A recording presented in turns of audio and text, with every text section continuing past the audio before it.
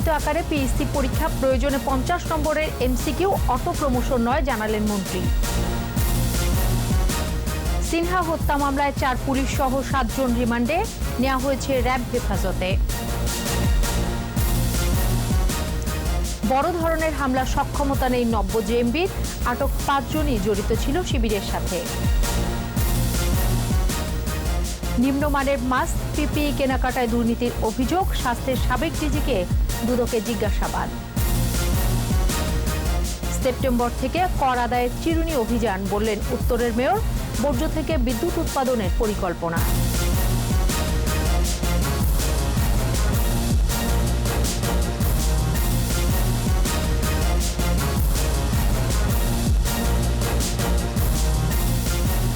শুনছিলেন first security ইসলামী bank limited সংবাদ শিরোনাম। আমন্ত্রণ জানাচ্ছি সন্ধ্যা 7টার 21 সংবাদে, সাথে আছি আমি সোনিয়া স্নিগ্ধা। দর্শক, 21 টেলিভিশনের সংবাদ একই সাথে সরাসরি দেখতে পাবেন আমাদের ফেসবুক পেজ www.facebook.com/2124 অনলাইনে। মাঝখানে ভ্যানিলা ক্রিম আর দুই পাশে বিস্কুট, ইয়াম্মি মজা। ক্রিমও খাও নিজের স্টাইলে। এছাড়াও সংবাদে আরও থাকছে,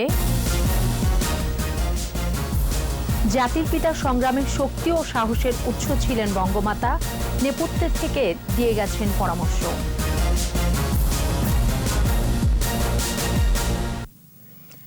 প্রাথমিক শিক্ষা সমাপনী পরীক্ষা পিএসসি কেন্দ্রীয়ভাবে সীমিত পরিসরে হবে, জানিয়েছেন প্রাথমিক ও গণশিক্ষা প্রতিমন্ত্রী মোহাম্মদ জাকির হোসেন। সচিবালয়ে সাংবাদিকদের সঙ্গে আলাপকালে তিনি জানান, অটো প্রমোশনের কোনো চিন্তা আপাতত সরকারের নেই। এছাড়া অন্যান্য শ্রেণীর বার্ষিক পরীক্ষা যথাসময়ে হবে বলেও জানান প্রতিমন্ত্রী। মফিউর রহমানের রিপোর্ট। করোনা ভাইরাসের কারণে গেল মার্চ থেকে বন্ধ দেশের স্কুলগুলো। করোনার প্রকোপ কিছুটা কমে আসায় সেপ্টেম্বরে স্কুল খুলে দেওয়া হতে পারে, জানালেন প্রাথমিক ও গণশিক্ষা প্রতিমন্ত্রী। তিনি বলেন, এখনও প্রাথমিক সমাপনী পরীক্ষা নেওয়ার চিন্তা করছে সরকার, তবে পাঠদানের সময় কম থাকায় সীমিত পরিসরে 50 নম্বরের এমসিকিউ পরীক্ষা নেওয়া হতে পারে। সেপ্টেম্বরে যদি স্কুল খুলতে পারতাম তাহলে আমাদের এক ধরনের চিন্তা ভাবনা আছে। আবার যদি সেপ্টেম্বরে না পারি, করোনা ভাইরাসের কারণে আরও দেরি হয়, অক্টোবর নভেম্বর হয়ে যায়, তখন একটি পরিকল্পনা আছে। আর যদি একবারে ডিসেম্বরও আমরা চলে যাই, তখন তো আমাদের একটা কিছু চিন্তা ভাবনা করতে হবে, যেমন শর্ট সিলেবাসে পরীক্ষা নেওয়া, বার্ষিক পরীক্ষাগুলো নেওয়া, নানাবিধ চিন্তা আমাদের আছে। প্রতিমন্ত্রী জানান, আগামী সপ্তাহে এ বিষয়ে 3টি পরিকল্পনা প্রধানমন্ত্রীর কাছে পাঠানো হবে। তার সিদ্ধান্তের উপরে নির্ভর করছে পরীক্ষা নেওয়া না নেওয়ার বিষয়টি। আগামী সপ্তাহে এই পরিকল্পনাগুলো, আমাদের চিন্তা ভাবনাগুলো আমাদের অভিভাবক আছেন মাননীয় প্রধানমন্ত্রীর কাছে সামারি আকারে পাঠাবো। উনি যে সিদ্ধান্ত দেবেন আমরা সেটি বাস্তবায়ন করব ইনশাআল্লাহ। শর্ট সিলেবাসে পরীক্ষা নেওয়ার চিন্তা থাকলেও এখনও তা চূড়ান্ত নয় বলেও জানান প্রতিমন্ত্রী। পরীক্ষা থাকবে না তো নদীর পানি। মফিউর রহমান, 21 টেলিভিশন, ঢাকা। করোনার কারণে 4 মাস ধরে বন্ধ দেশের শিক্ষা প্রতিষ্ঠান। ক্লাস পরীক্ষা নেই, বাড়ছে সেশন জট। এমন পরিস্থিতিতে মানসিকভাবে ভেঙে পড়ছেন শিক্ষার্থীরা। কবে স্বাভাবিক হবে পরিস্থিতি জানে না কেউই। মহামারীর এই সময় একাদশ শ্রেণীতে ভর্তি কার্যক্রম শুরু করায় কর্তৃপক্ষের সমালোচনা করেন বিশিষ্ট শিক্ষাবিদ ডক্টর সৈয়দ আনোয়ার হোসেন। মনোবল ধরে রাখতে পরামর্শ দেন শিক্ষার্থীদের। আদিত্য মামুনের রিপোর্টে বিস্তারিত। বিশ্ব মহামারী করোনায় বন্ধ শিক্ষা প্রতিষ্ঠান। মাধ্যমিক, উচ্চ মাধ্যমিক এবং বিশ্ববিদ্যালয় সব পর্যায়ে শিক্ষা কার্যক্রম বন্ধ। করোনার প্রভাবে অচেনা ক্যাম্পাস, হল্লা নেই, কোলাহল নেই কোনো শিক্ষা প্রতিষ্ঠানে।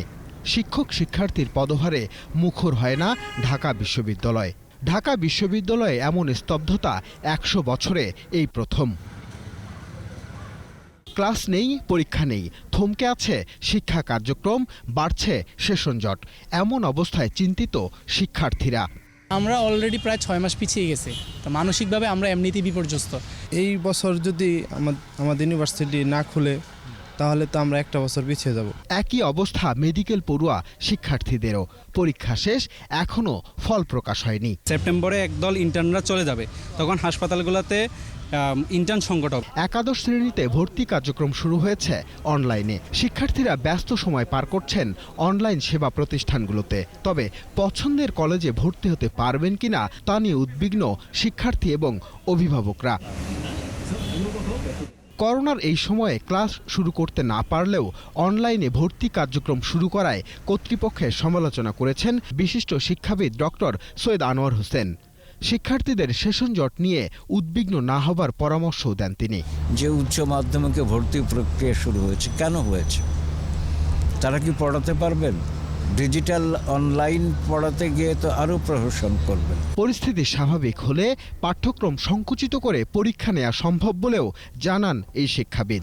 তো কাজে করোনার জন্য মাত্র কমাস গেল, মাত্র এত উচ্চাটন হবার কিছু আছে বা যুক্তি আছে বলে আমি মনে করি না। কমাসের মধ্যে করোনা পরিস্থিতি নিয়ন্ত্রণে চলে আসবে, সম্পূর্ণ না হলেও তখন দরকার হলে পাঠ্যক্রম সংকুচিত করে পরীক্ষা নেওয়া যেতে পারে, যেমন ৭১ আমরা করেছি।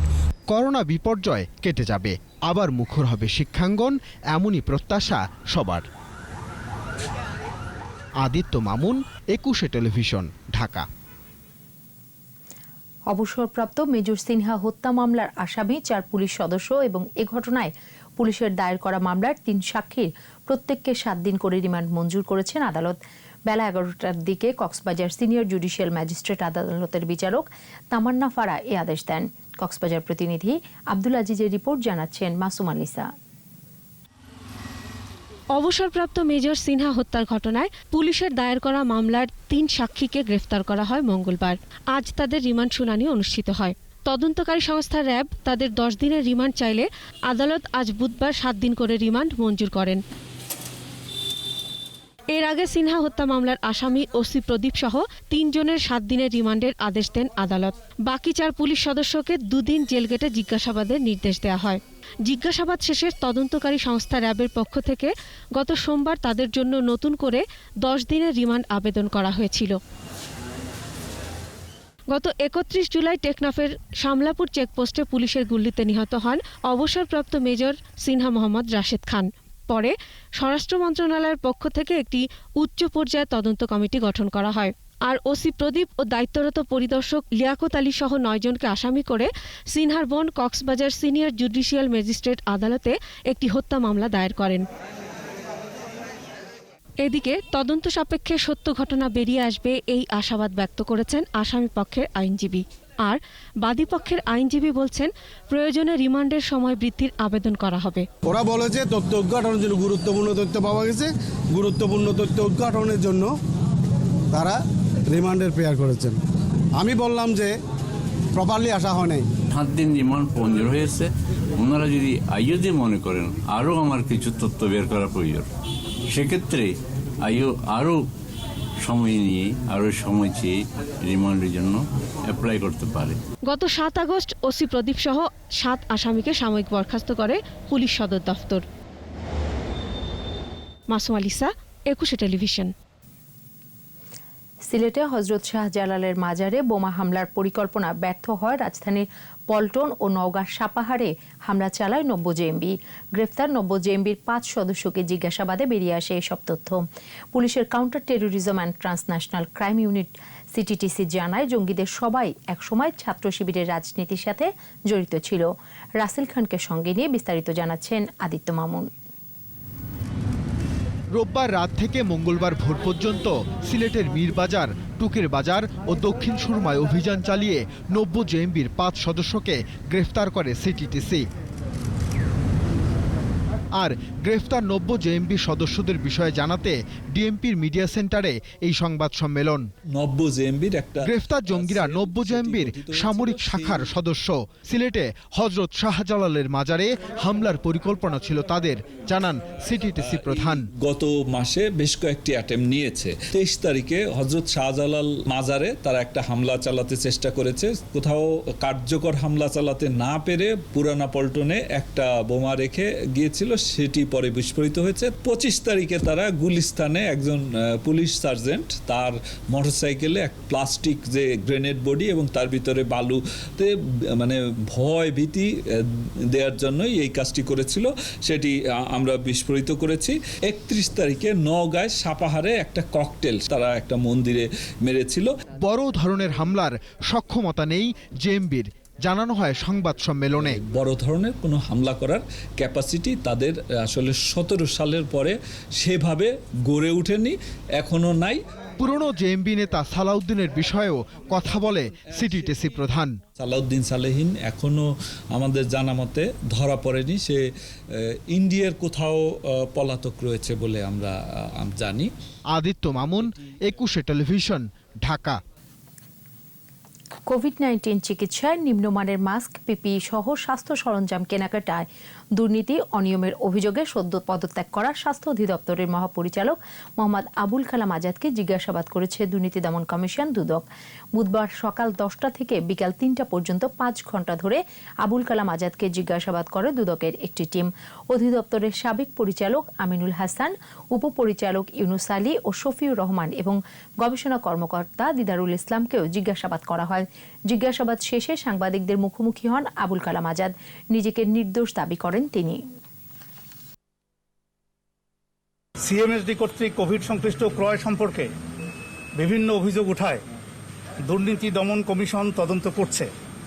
সাবেক মহাপরিচালক হিসাবে এ বিষয়ে আমি কি জানি তা শোনার জন্য দুদকের তদন্ত কর্মকর্তাগণ আজ আমাকে আসার জন্য অনুরোধ করেছিলেন। আমি যা জানি তা তাদের বিস্তারিত বলেছি। রাজধানীবাসীর জীবনমান উন্নয়নে 1 সেপ্টেম্বর থেকে কর আদায়ের চিরুনি অভিযান শুরু হবে, জানিয়েছেন ঢাকা উত্তর সিটির মেয়র আতিকুল ইসলাম। পরিচ্ছন্নতা কর্মীদের আবাসন সংকট সমাধানে গাবতলীতে 4টি ভবনের কাজ দ্রুত গতিতে এগিয়ে চলছে বলেও জানান তিনি। এ সময় বর্জ্য সম্পদে পরিণত করে বিদ্যুৎ উৎপাদনের প্রক্রিয়া চলছে বলে জানান স্থানীয় সরকার মন্ত্রী তাজুল ইসলাম। জসিম জুয়েলের রিপোর্ট। দ্রুত সময়ের মধ্যে কোরবানির বর্জ্য অপসারণ করায় সংশ্লিষ্টদের ধন্যবাদ জানাতে অনুষ্ঠানের আয়োজন করে ঢাকা উত্তর সিটি।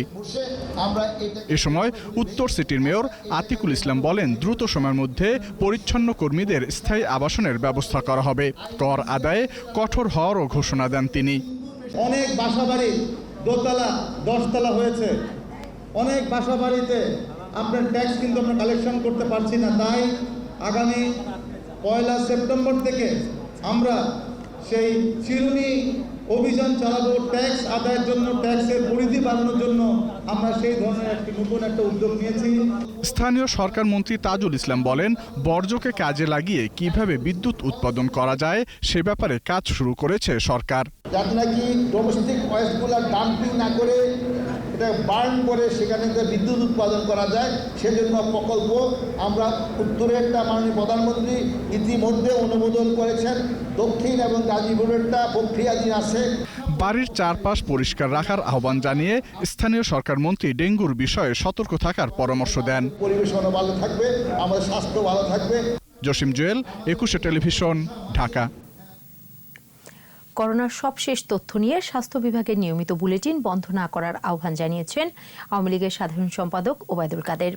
সরকারি বাসভবন থেকে সিলেট জোনের সড়ক যোগাযোগ সংশ্লিষ্টদের সঙ্গে ভিডিও কনফারেন্সে এক সভায় যুক্ত হয়ে তিনি আহ্বান জানান। মৃত্যুসহ প্রতিদিন স্বাস্থ্য বিভাগ আপডেট নিয়ে যে বুলেটিন প্রচার করত তা বন্ধের সিদ্ধান্ত নিয়েছে। আমি এই বুলেটিন সপ্তাহে অন্তত 2 দিন প্রচারের জন্য স্বাস্থ্য মন্ত্রণালয়ের দৃষ্টি আকর্ষণ করছি। না হয় সংক্রমণ বিস্তারে জনমানুষের মাঝে শৈথিল্য দেখা দেওয়ার পাশাপাশি গুজবের ডালপালা বিস্তারের আশঙ্কা থাকে। কোভিড-19 দেশে আরও 42 জনের মৃত্যু হয়েছে। এ নিয়ে মোট মৃত্যু হল 3513 জনের। স্বাস্থ্য অধিদপ্তরের ওয়েবসাইটে কোভিড-19 সংক্রান্ত তথ্যে বলা হয়েছে 24 ঘণ্টায় শনাক্ত হয়েছে 2995 জন। এ পর্যন্ত শনাক্ত 2,66,498 জন। 24 ঘণ্টায় 1117 জন সহ মোট সুস্থ হয়েছে 1,31,089 জন। করোনা ভাইরাসের টিকা সংগ্রহের জন্য প্রয়োজনীয় অর্থ বরাদ্দ রয়েছে, জানিয়েছেন অর্থমন্ত্রী আহমদ মোস্তফা কামাল। সরকারের ক্রয় সংক্রান্ত মন্ত্রিসভা কমিটির সভা শেষে ভার্চুয়াল ব্রিফিংয়ে তিনি বলেন, এরই মধ্যে রাশিয়া সহ অন্য দেশের সঙ্গে যোগাযোগ চলছে। যারাই তৈরি করে তাদের সাথে আমাদের যোগাযোগ করতে হবে এবং সেখানে আমাদেরকে বলি আমরা কিছু অর্থ রেখে দিয়েছি, এই জন্য আমরা যাতে করে যখনই প্রয়োজন হবে যাতে করে আমরা অর্থায়ন করতে পারি সেই ভ্যাকসিন কেনার জন্য অথবা আমাদের পাওয়ার জন্য। শিগগিরই সাংবাদিকদের মর্যাদা সুরক্ষায় আইন করা হবে জানিয়েছেন তথ্যমন্ত্রী ডক্টর হাসান মাহমুদ। প্রেস ইনস্টিটিউটে জাতীয় শোক দিবসের আলোচনায় তিনি বলেন, বিএনপি সরকার সাংবাদিকদের শ্রমিকদের কাতারে নিয়ে গেছে, তাই সাংবাদিকদের মর্যাদা সুরক্ষায় খসড়া প্রস্তাবনা আইন মন্ত্রণালয়ে দেওয়া হয়েছে। যাচাই বাছাই শেষে সেটি সংসদে উপস্থাপন করা হবে। বেগম খালেদা জিয়া দেশের প্রধানমন্ত্রী ছিলেন। 2006 সালে সমস্ত সাংবাদিকদেরকে শ্রমিক বানিয়ে দিলেন, যেটি অত্যন্ত ন্যাক্কারজনক ছিল। সাংবাদিকদের বিশেষ মর্যাদাটা কেড়ে নেওয়া হয়, অর্থাৎ তারা সাংবাদিক আর শ্রমিকের মধ্যে কোনো পার্থক্য রাখলেন না, যেটি অত্যন্ত দুঃখজনক, ন্যাক্কারজনক, নিন্দনীয়। আমরা মাননীয় প্রধানমন্ত্রীর নির্দেশনায় সে আইন সংশোধনের কাজ চলছে এবং সংশোধিত আইন ইতিমধ্যেই নীতিগত অনুমোদন পেয়েছে। করোনা মহামারীর কারণে প্রায় 5 মাস পর সুপ্রিম কোর্টের হাইকোর্ট বিভাগে ভার্চুয়াল ও শারীরিক উপস্থিতিতে বিচার কাজ শুরু হয়েছে। দীর্ঘদিন পর আদালত খোলায় স্বস্তি প্রকাশ করেন আইনজীবী ও বিচার প্রার্থীরা। তবে শারীরিক উপস্থিতিতে আদালত পরিচালনার ঝুঁকি রয়েছে বলে মনে করেন অ্যাটর্নি জেনারেল। কঠোরভাবে স্বাস্থ্যবিধি মেনে চলার আহ্বান জানান তিনি। শাকের আরজুর রিপোর্ট। দীর্ঘদিন পর আইনজীবী বিচার প্রার্থীদের সরব উপস্থিতি সুপ্রিম কোর্ট প্রাঙ্গণে। আদালতের প্রবেশপথে রাখা হয়েছে স্বাস্থ্য সুরক্ষা সামগ্রী। বিভিন্ন স্থানে টানানো হয়েছে সচেতনতামূলক ব্যানার। হ্যান্ড স্যানিটাইজার, পা স্যানিটাইজার, টেম্পারেচার মাপা, মাস্ক নিশ্চিত করা এবং বিভিন্ন জায়গায় কিন্তু আমরা প্রচার প্রচারণামূলক পোস্টার, ব্যানার দিয়েছি। দপ্তরের ফাইলের ছড়াছড়ি ও প্রচণ্ড ব্যস্ততা না থাকলেও করোনা শঙ্কা কাটিয়ে কাজে ফিরতে পারায় স্বস্তি প্রকাশ করেছেন সকলেই। এটা খোলার মধ্য দিয়ে আমি মনে করি আবার একটা জায়গা তৈরি হয়েছে যেখানে মানুষ, আমরা যারা অপরাধ করবেন বা যারা নির্যাতিত নিপীড়িত মানুষের পক্ষে দাঁড়ানোর জন্য একটা জায়গা তৈরি হলো। আবার মামলা জট এবং বিভিন্ন ঝামেলা তো বিচার প্রার্থীদের ছিলই, এছাড়াও আমাদেরও কোর্টে অসংখ্য কাজ জমেছিল। সম্পূর্ণ আগের মতো অবস্থায় একসময় ফিরে আসবে। প্রযুক্তিগত সীমাবদ্ধতা থাকতে পারে, আমরা আশা করি যে সেই ত্রুটিগুলো কেটে উঠবে। কোর্ট পরিচালনার এই উদ্যোগ মামলা জট নিরসনে ভূমিকা রাখবে, বিচার কাজে গতি আসবে বলেও মনে করেন তারা। এই 5 মাস অনেক কষ্টে ছিলাম, হতাশায় ছিলাম। আমাদের হতাশা কাটানোর একটা প্রথম পদক্ষেপ। স্বাস্থ্যবিধি মানসিক সেটার উপরে নির্ভর করবে যে এই প্রক্রিয়া আমরা এই ভয়াবহ করোনা পরিস্থিতির মধ্যে আমরা চালাতে পারবো কিনা। স্বস্তি প্রকাশ করেন দূর দূরান্ত থেকে আসা বিচার প্রার্থীরাও। পরামর্শ করতে কোর্টটা খুলে তো সুবিধা হয়েছে আমাদের। তবে শারীরিক উপস্থিতিতে আদালত পরিচালনায় ঝুঁকি রয়েছে বলে মনে করেন রাষ্ট্রের সর্বোচ্চ আইন কর্মকর্তা। বিচারপতিরা যেভাবেই করেন আমরা সেভাবেই আমাদের মামলা পরিচালনা করতে হবে।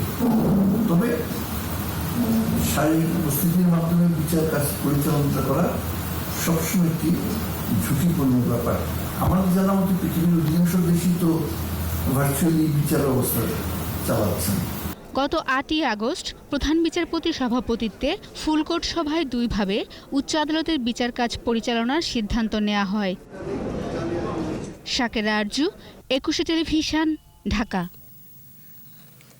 স্বচ্ছতা ও জবাবদিহিতা বাড়ানোর স্থানীয় পর্যায়ে উন্নয়ন কর্মকাণ্ডের ব্যবস্থাপনায় বড় ধরনের সংস্কার প্রয়োজন বলে জানিয়েছে ট্রান্সপারেন্সি ইন্টারন্যাশনাল বাংলাদেশ টিআইবি।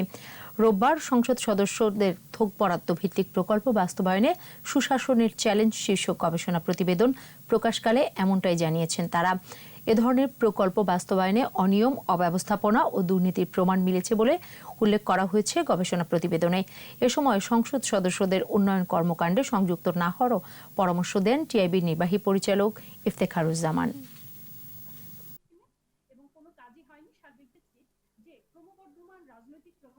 সংসদ সদস্যগণ উন্নয়ন কার্যক্রম বা ক্রয় বিতরণ রাষ্ট্রীয় খাতে এই ধরনের কার্যক্রমে জড়িয়ে পড়লে যেটা হয় যে স্বার্থের দ্বন্দ্বের সৃষ্টি হয় এবং সেক্ষেত্রে জবাবদিহিতার কাজটি তাদের করা সম্ভব হয়। দ্রুত গতিতে এগিয়ে চলছে শাহজালাল আন্তর্জাতিক বিমানবন্দরের তৃতীয় টার্মিনালের নির্মাণ কাজ। এই প্রকল্পের 1.5 শতাধিক কর্মী কোভিড আক্রান্ত হলেও কাজের গতিতে ভাটা পড়েনি।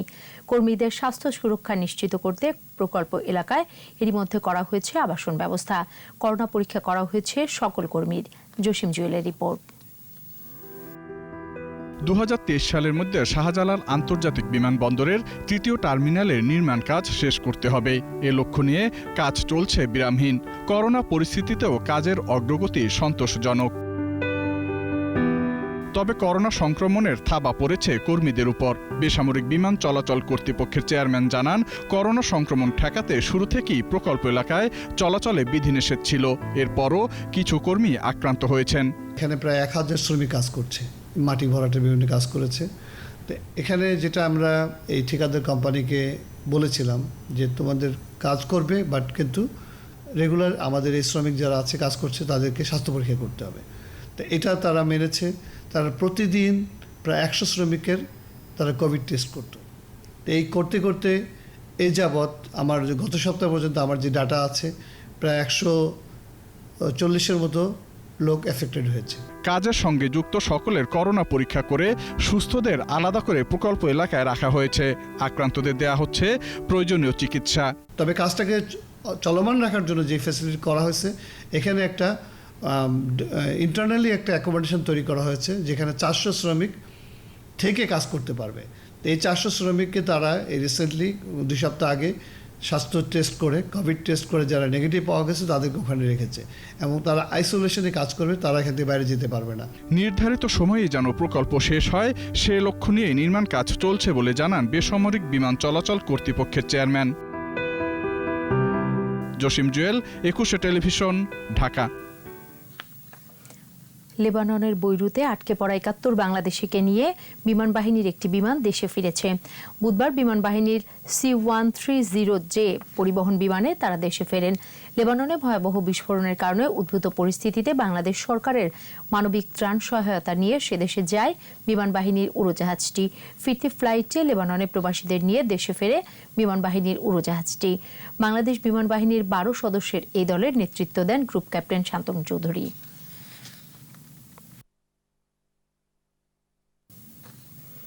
আমাদের বিশেষ আয়োজন শোকাবহ আগস্ট।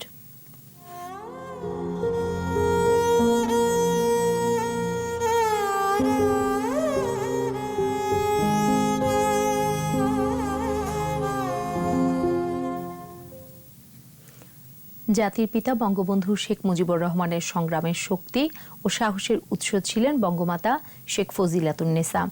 আগরতলা মামলায় বঙ্গবন্ধুর নিঃশর্ত মুক্তি, 7 মার্চের ভাষণ সহ নানা গুরুত্বপূর্ণ অধ্যায়ের নেপথ্যে কাজ করেছে বঙ্গমাতার পরামর্শ।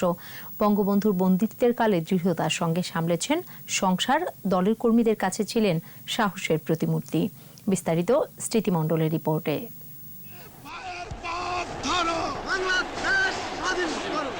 মুক্তিকামী বাঙালি স্লোগানে উন্মাতাল ঐতিহাসিক রেসকোর্স ময়দান।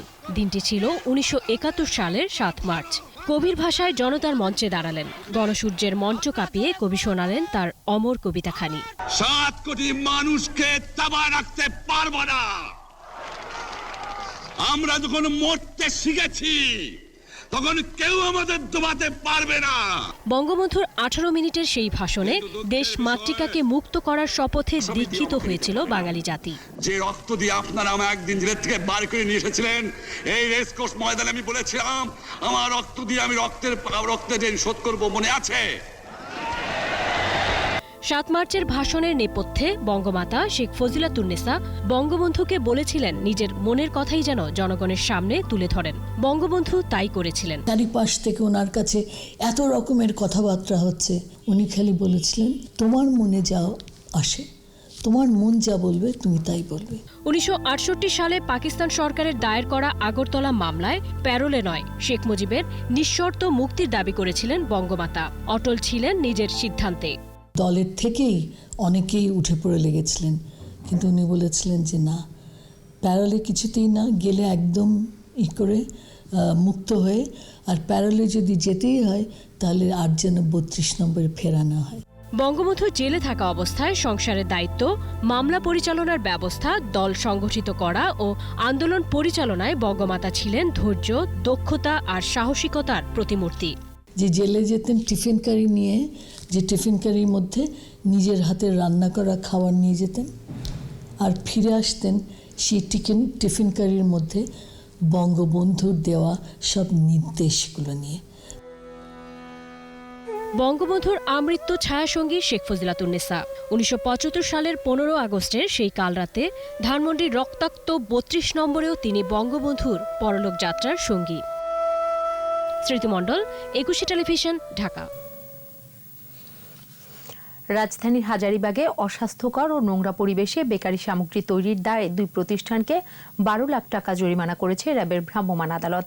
হাজারীবাগের বউবাজারের রানা ব্রেড অ্যান্ড বিস্কুট ও মডার্ন বিস্কুট ফ্যাক্টরিতে অভিযান চালায় র্যাব। এ সময় নোংরা পরিবেশ, পোড়া তেল, বিএসটিআইয়ের অনুমোদন ছাড়া বেকারি পণ্য তৈরি এবং মেয়াদোত্তীর্ণ টোস্ট বিস্কুট তৈরির দায়ে প্রতিষ্ঠান দুটিকে জরিমানা করেন র্যাবের নির্বাহী ম্যাজিস্ট্রেট পলাশ কুমার বসু।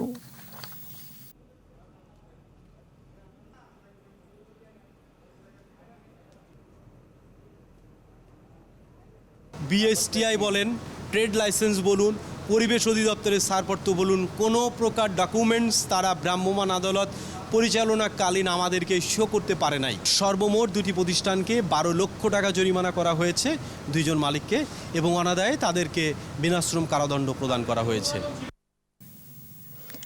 বৈশ্বিক মহামারী করোনার মধ্যেও ঘুরে দাঁড়িয়েছে বাংলাদেশের তৈরি পোশাক খাত। পোশাক রপ্তানিতে দেশ এখন এককভাবে বিশ্বের 2য় স্থানে। এই খাতে যে সম্ভাবনা তৈরি হয়েছে তা ধরে রাখতে এখনই উদ্যোগ নেওয়ার কথা বলছেন সংশ্লিষ্টরা। বিপ্লব মজুমদারের ক্যামেরায় চট্টগ্রাম থেকে রিপোর্ট করছেন হাসান ফেরদৌস। বিশ্ব বাণিজ্য সংস্থা WTO বলছে, পোশাক রপ্তানিতে বাংলাদেশের অবস্থান একক দেশ হিসেবে 2য়। 3য় স্থানে নেমে এসেছে ভিয়েতনাম। চীন বরাবরের মতোই দখলে রেখেছে শীর্ষস্থান। তবে 2018 সালের তুলনায় গত বছর দেশটির পোশাক রপ্তানি কমেছে $600 কোটি। বাংলাদেশ রপ্তানি করেছে $3,400 কোটি। ভিয়েতনাম করেছে $3,100 কোটি। করোনার কারণে বিশ্ব বাণিজ্যে পরিবর্তিত অবস্থায় বাংলাদেশের পোশাক খাতের নতুন সম্ভাবনা তৈরি হয়েছে বলছেন BGMEA। কোভিডের কারণে সুযোগটা আমাদের বাড়ছে।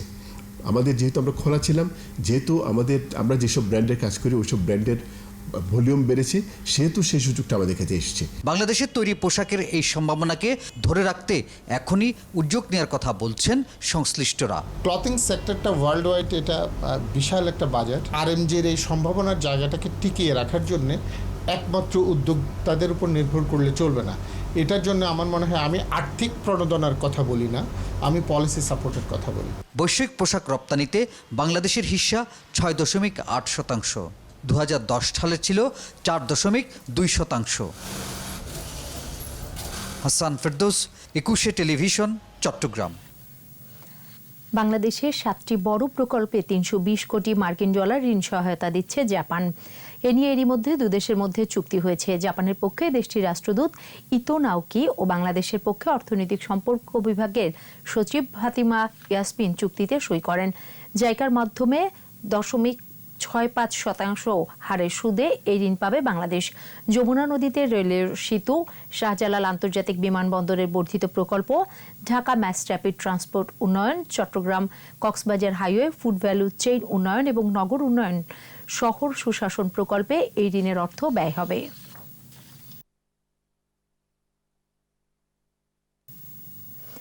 এবারে সোশ্যাল ইসলামী ব্যাংক লিমিটেড বাণিজ্য সংবাদ।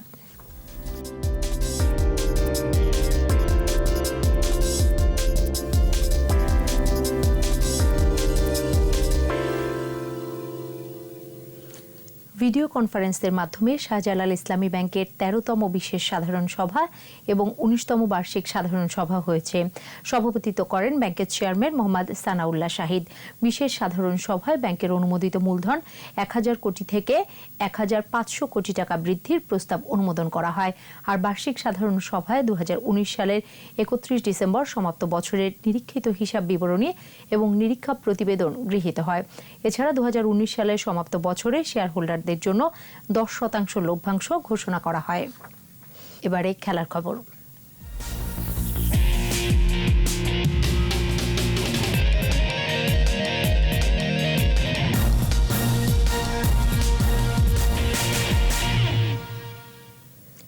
শ্রীলঙ্কা সফর দিয়ে আন্তর্জাতিক ক্রিকেটে ফিরছেন বিশ্বসেরা অলরাউন্ডার সাকিব আল হাসান। এবছরের 29 অক্টোবর শেষ হচ্ছে সাকিব আল হাসানের নিষেধাজ্ঞার মেয়াদ। এরই মধ্যে মাঠে ফেরার পরিকল্পনা শুরু করে দিয়েছেন তিনি। বিকেএসপিতে আগামী মাসে অনুশীলন শুরু করবেন এই অলরাউন্ডার। জাতীয় দলের অধিনায়ক থেকে শুরু করে সবারই চাওয়া সাকিবকে নিয়েই শ্রীলঙ্কার বিমানে ওঠার। কোচ ডোমিঙ্গো জানান, সাকিব 1 বছর ক্রিকেটের বাইরে। করোনায় অন্যরাও অনেকদিন ক্রিকেট থেকে বিচ্ছিন্ন, তাই তাদের সাথে খুব বেশি পার্থক্য নেই সাকিবের। তাছাড়া সবার মতো সাকিবেরও গেম টাইম থাকবে। করোনা ভাইরাসের কারণে অক্টোবরে হচ্ছে না বাংলাদেশের বিশ্বকাপ ফুটবলের বাছাই পর্বের ম্যাচ, ফলে স্থগিত করা হয়েছে বিকেএসপির ফুটবল ক্যাম্প। 2022 বিশ্বকাপ ও 2023 এশিয়ান কাপ বাছাই পর্বে আরও 4 ম্যাচ খেলবে বাংলাদেশ। বিশ্বকাপ বাছাই পর্বের বাকি ম্যাচগুলো খেলতে সবাই প্রস্তুতি শুরু করে দিয়েছিল। তবে ফিফা ও এএফসি অক্টোবর ও নভেম্বরের নির্ধারিত ম্যাচ 4টি পিছিয়ে আগামী বছরে নিয়ে গেছে। এএফসির ওয়েবসাইটে জানানো হয়েছে, বিভিন্ন দেশের করোনা ভাইরাস পরিস্থিতি পর্যবেক্ষণ করে 2021 সালে ম্যাচ 4টির তারিখ নির্ধারণ করা হবে। বাংলাদেশের প্রথম ম্যাচ ছিল সিলেটে 8 অক্টোবর আফগানিস্তানের বিপক্ষে। পরের ম্যাচ ছিল 13 অক্টোবর দোহায় কাতারের বিপক্ষে।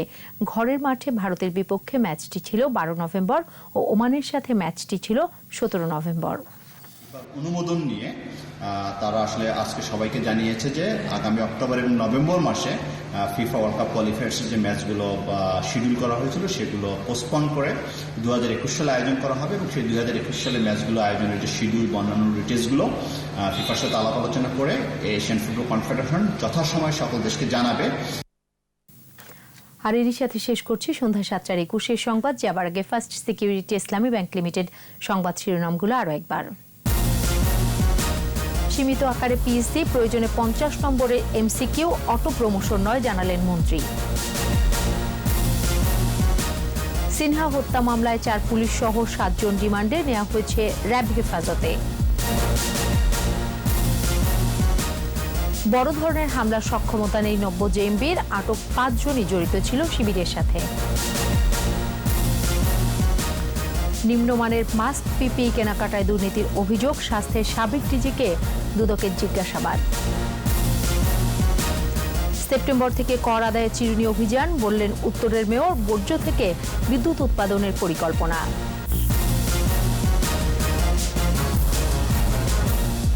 দর্শক, সর্বশেষ খবর জানতে ডায়াল করুন 2021 নম্বরে, আর ভিজিট করুন 21-tv.com ওয়েবসাইটে। এছাড়া ফেসবুকে লগ অন করতে পারেন facebook.com/2124 অনলাইনে। পরের সংবাদ রাত 9টায় দেখার আমন্ত্রণ রইল। স্বাস্থ্যবিধি মেনে চলুন, সুস্থ থাকুন।